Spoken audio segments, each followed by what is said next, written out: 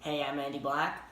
I'm a student at Atherton High School. I'm a freshman, and I'm currently enrolled in the Aphg class. And this is my project about the power of geographic data on a personal, business, government, and organizational level.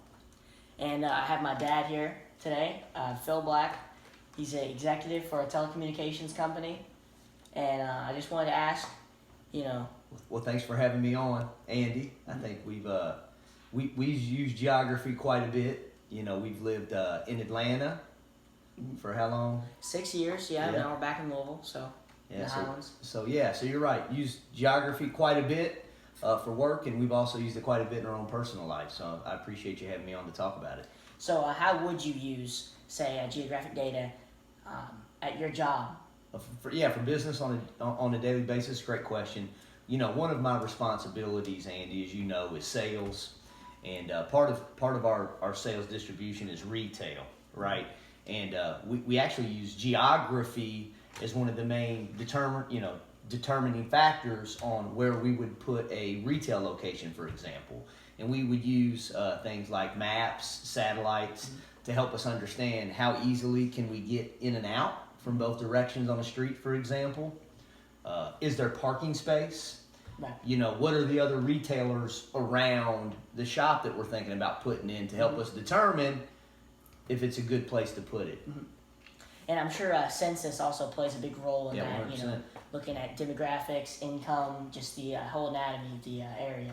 Yeah, well said, yeah. So, we would look at all of that holistically, and the power of geographic data would help us put all that together for sure. Mm-hmm. Right. So jumping into on a personal level, Okay. I can say from a personal standpoint, in the Highlands, with everything being so walkable, having things like satellite imagery, GPS, it's a big part of being able to map out where I want to go, where I'm walking, and if I need to find a way back home, all that kind of stuff.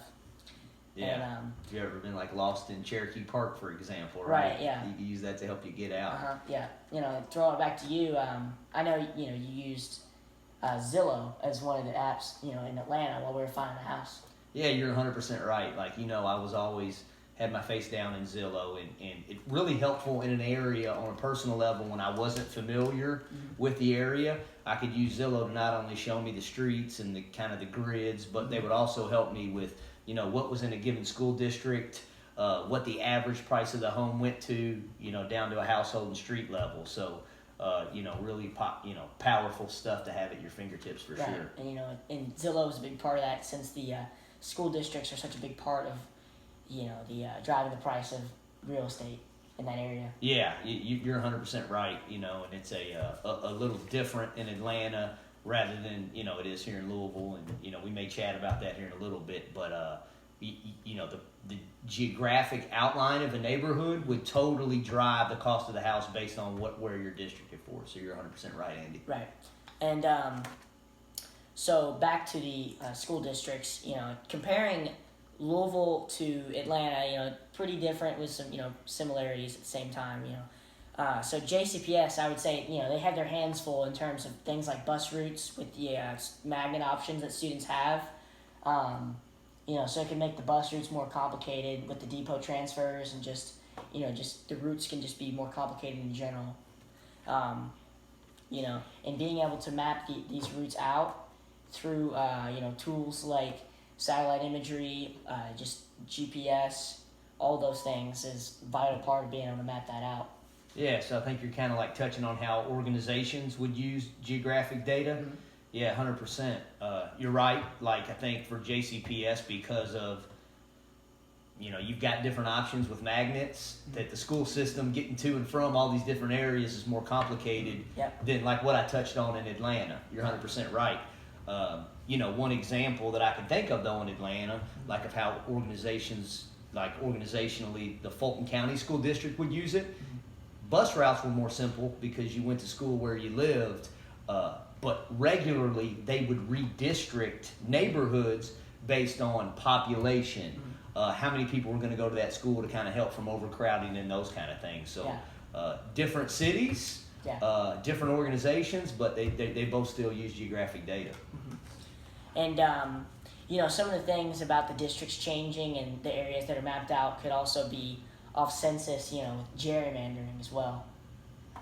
You know, which, if anyone doesn't know, gerrymandering is when the voting is altered or manipulated based off of census, so things like demographics, the types of people, and it's used to favor a certain party or a certain class of people. Andy, you're 100% right.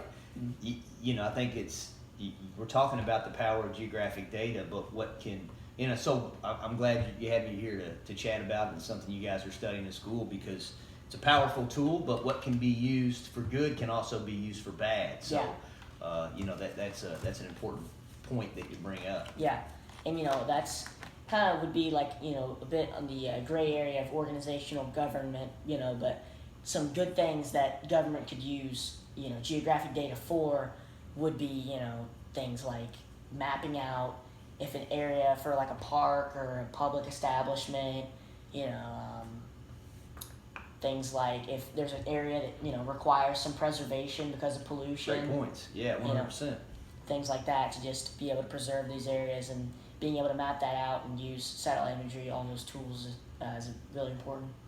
Yeah, that's a great example of how governments can use geographic data for good, as well. Yeah.